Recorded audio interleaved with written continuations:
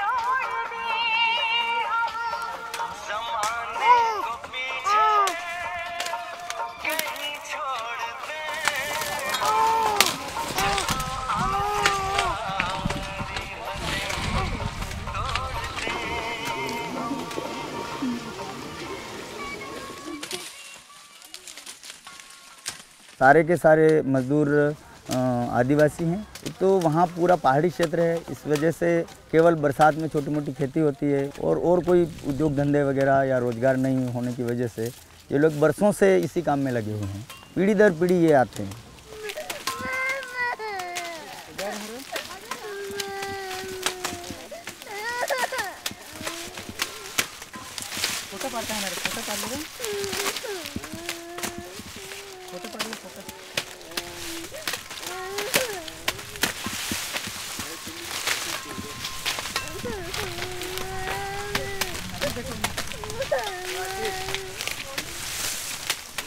ये जो मजदूर हैं करीब 5-6 महीना अपना घर बार छोड़ करके बड़ौदा, वलसाड़, नवसारी ये जो जिलों में जिन जिलों में शुगर फैक्ट्रियाँ हैं वहाँ के उनके गाँवों में पड़ावों में रहते हैं। इनका जो पेमेंट होता है वो सीजन के अंत में होता है। तो तुम्हाला 3,73,026 रुपया 70 पैसा ये जमस रमेश ना हा।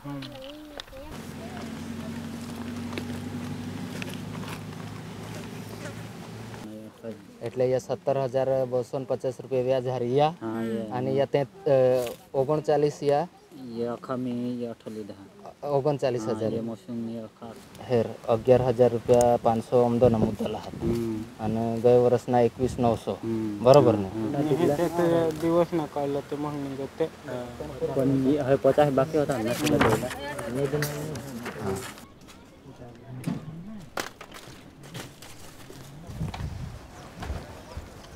हर शुगर फैक्ट्री अपना एक भर्ती सुपरवाइज़र नियुक्त करती है। जो भर्ती सुपरवाइज़र होता है वो मुकरदम नियुक्त करता है और मुकरदम जो है वो मज़दूरों को नियुक्ति देता है और मज़दूरों को वहाँ ज़रूरत होती है पैसे की तो वो मुकरदम एडवांस ला के देता है। उस एडवांस का इनको 1.5 गुना काम करना पड़ता है। तो एक सीजन का 25,000 रुपये ब्याज है। और अभी जो मजदूरी मिल रही है उसके हिसाब से उनके 30-35 हज़ार रुपये 2 लोगों के बीच में 8 महीने के मिलते हैं। और वापस जो पैसे हैं वो कोई लेके नहीं जाता। इनका जब हिसाब होता है, जब वहाँ जो एडवांस लिया हुआ है उसका 1.5 गुना भरना है, तो वापस जो पैसा है वो बराबर होके जाता है। यही पैसा, यही हिसाब करके यही पैसा मुकद्दम वापस ले लेगा और किसी को तो मिलेगा ही नहीं पूरी सीजन में। तो इस तरह करके ये खाली हाथ जाते हैं। इतनी कम मजदूरी है और इनका जो काम है कोई टाइम नहीं है।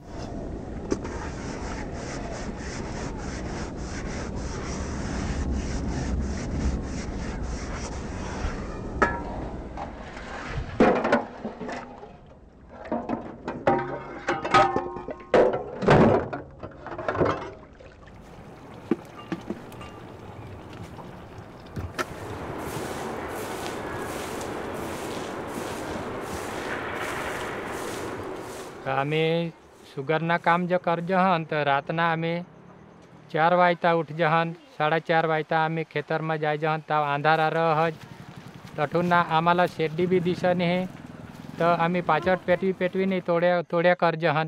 उस दिवसानी तठून आम्ही धंदा करजहन तर कोडा कलाक होई जाता ती आम्हाला पण खबर नाही.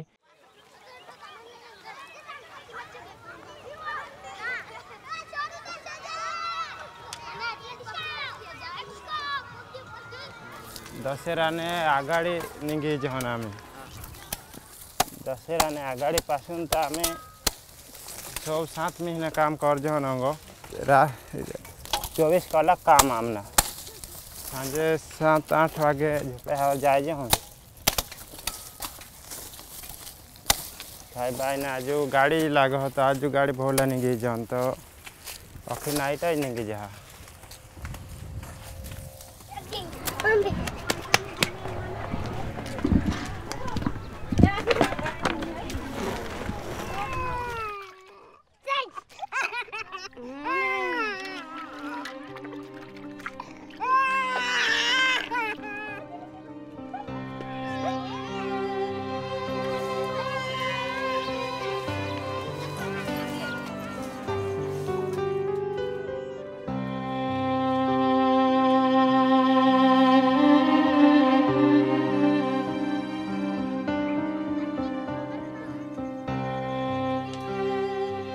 पड़ाव में किसी भी प्रकार की कोई सुविधाएं नहीं होती है। ना बच्चों के पढ़ाने लिखाने की कोई सुविधा है, पीने के पानी की भी कोई सुविधा है, ना बिजली की कोई सुविधा है।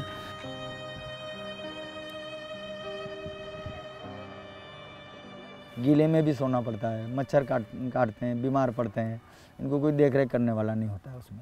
और जब यहाँ से गन्ना इस फैक्ट्री का कार्यक्रम ख़त्म हो गया तो उनको दूसरी जगह शिफ्ट करते हैं, तो सीजन में 2-3 बार इनको शिफ्ट होना पड़ता है। वापस जगह साफ करना है, वापस झोंपड़ा बनाना है। सरकार ने एक शाकरशाला योजना चलाई है, टेंट स्कूल जिसको बोलते हैं कि भाई हम पड़ाव में टेंट स्कूल चलाएंगे, लेकिन वो नाम मात्र के कहीं कहीं चलते हैं, कहीं कहीं चलते भी नहीं हैं। तो शिक्षा का तो बिल्कुल ही स्तर कुछ है ही नहीं। 15 साल का तो कोयते में है और सारा वो लगे हुए हैं बच्चे, वो पढ़ेंगे कहाँ, उसी काम में लगे हुए हैं।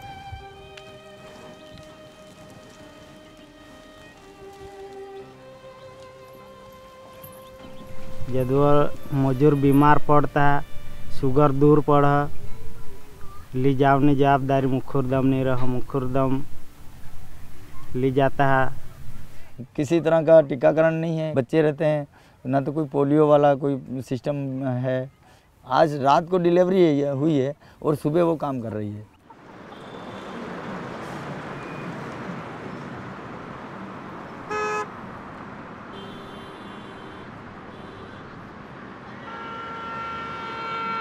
સુગર ફેક્ટરીઓ દ્વારા જે મજૂરોને ભરતી કરવામાં આવે છે, એટલે અગાઉ પણ મેં કહ્યું એમ કે ફેક્ટરી એક્ટ એમને લાગુ પડે, તો ફેક્ટરી એક્ટ હેઠળ એ લોકોને પીએફ, ઈએસઆઈ, ગ્રેજ્યુટી બોનસ જે સામાજિક સુરક્ષાના જે તમામ લાભો જે છે એ મળવાપાત્ર બને.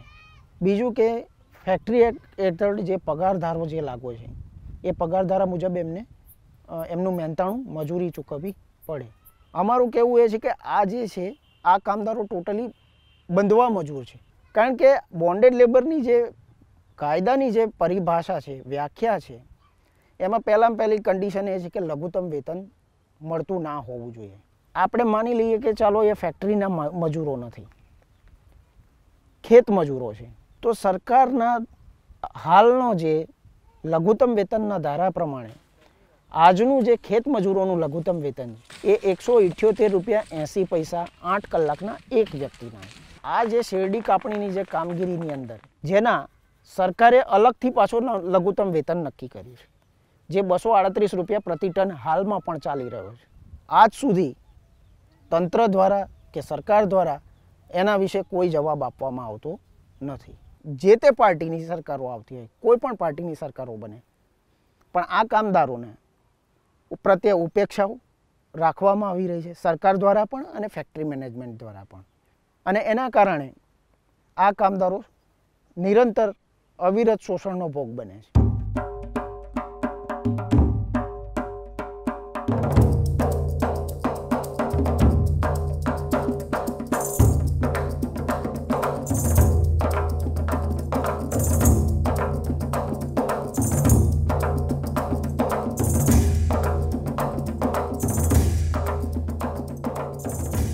ડાંગ જિલ્લાની વાત કરીએ તો છેલ્લા 5 વર્ષથી મજૂર અધિકાર મંચ જે સંગઠન છે એ કામગીરી કરે છે. શરૂઆતમાં તો આ સંગઠનમાં મજૂર અને મુકાદમોને જોડવા માટે ઘણી તકલીફો આવી. કમસે કમ 1200થી 1300 મુકાદમો ડાંગ જિલ્લામાંથી અમે બધા જે તે ગામોમાંથી જાય છે, જે સુગર ફેક્ટરીઓમાં જાય છે, એમનો સર્વે કરીને અમે એમના મોબાઈલ નંબર, એમનું ગામનું નામ, એમનું નામ એ તે બધું લઈ અને એ રીતે डेटा तैयार કર્યું. हमने एक डिमांड चार्ज बनाया कि भाई कम से कम 12 घंटे या 17 घंटे अपन काम करते हैं, का जो मजदूरी है कम से कम 400 रुपये टन होना चाहिए. मजदूरों के कानून के तहत जो सुविधाएं मिलनी चाहिए, ग्रेजुटी है, बोनस है, पीएफ है, पीएसआई है, तो ये भी मिलना चाहिए. शुरुआत में 15,000 रुपये पर कोयता फैक्ट्री की तरफ से बिना ब्याज के दिया जाए. यहाँ शिक्षा, स्वास्थ्य, बिजली, पानी की जो मूलभूत सुविधाएं हैं उनकी व्यवस्था की जाए. महाराष्ट्र में भी पूरा कैंपेन चलाया, एमपी में चलाया और डांग तापी ज़िले में पूरे में कैंपेन चलाया. तो मजदूरों में अच्छा उत्साह था और उन्होंने कहा कि हाँ अभी इस बार फैसला होगा तभी निकलेंगे. पहले तो हमको परमिशन मिल गई कि आप कर सकते हो मीटिंग जगह बारडोली शुगर फैक्ट्री के सामने, और उसी जिस दिन दूसरे दिन मीटिंग थी उसी रात में हमारी परमिशन कैंसिल हो गई कि आप वहाँ मीटिंग नहीं कर सकते. तो फिर हमने बारडोली एसडीएम कार्यालय के वहीं मीटिंग की. तो सारे शुगर फैक्ट्री के मैनेजमेंट वो आ गया गुंडे लेके, અને પોલીસને તંત્રને એ લોકોએ દાબમાં લીધું અને તાપી એસપીને અમારી વારંવાર રજૂઆતો કરવી પડી, વારંવાર અમારે એમની સાથે વાત કરવામાં આવી. 1 મહિના અગાઉ જાણ કરવા છતાં પણ એમના તરફથી કોઈ પ્રતિભાવ ન આપતા આખરે આ મજૂરોએ હડતાલનું એલાન કરી 11 દિવસ હડતાલ કરી. तुरंत बाद लॉकडाउन भी लग गया. हमने जनवरी में हड़ताल की थी. इस बार जब सीज़न शुरू हुआ तो हमने पूरी तैयारी की कि भाई इस बार तो पूरा लॉकडाउन की वजह से स्थिति भी इस तरह की है और हमने पूरा कैंपेन चलाया. ગુજરાતના આદિવાસી પટ્ટાના જિલ્લામાંથી તેમજ મહારાષ્ટ્ર અને મધ્યપ્રદેશમાંથી શેરડીની કાપણી માટે મોટી સંખ્યામાં મજૂરો આવે છે, જેઓ લાંબા સમયથી તો રાત દિવસ કામ કરે અમારો આમાં ટનમાં નહીં પોહાય. ડાંગમાં શેરડી કાપણીના મજૂરોનું આંદોલન સમેટાયું. નાયબ કલેક્ટરના આશ્વાસન બાદ हमारी मीटिंगें चल ही रही थी. उसी दौरान शुगर फैक्ट्रियों को पता चला मीडिया के माध्यम से और मीटिंगों के माध्यम से, इनके सुपरवाइजर रहते ही हैं, तो पता चला. तो दूसरे ही दिन आके सीधी कोई लिखा पढ़ी नहीं की, लेकिन इन्होंने घोषणा की कि भी हम इस बार 250 की बजाय 280 रुपये देंगे. और उसके बाद फिर संगठन ने भी तय किया कि भी इस बार बढ़ा दिया है और लॉकडाउन की वजह से यहाँ पे भी परिस्थिति ख़राब है, सब जगह परिस्थिति ख़राब है, तो काम पे तो जाना ही है. तो वो मतलब एक तरह से संगठन ने मान लिया कि भाई 30 रुपये भी बढ़ा तो अपने इतनी मेहनत की और ये तो अगली बार आगे जो भी रणनीति अपनाई जाएगी वो आगे देखा जाएगा. इस सीजन में अपन 30 रुपये से सब्र किया.